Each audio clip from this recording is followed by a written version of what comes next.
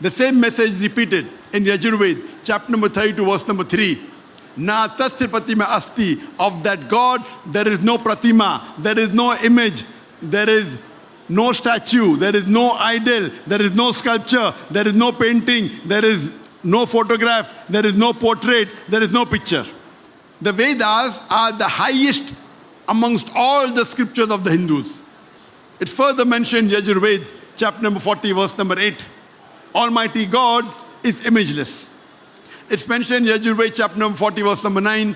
Andhatma pravishanti ya asambuti mupaste. Andhatma means darkness.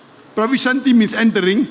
Andhatma pravishanti ya asambuti mupaste. They are entering darkness, those who worship the natural things, the uncreated things like water, air, fire. And the verse continues, they are entering more in darkness, those who worship the created things like table, chair, idols, etc. Who says that?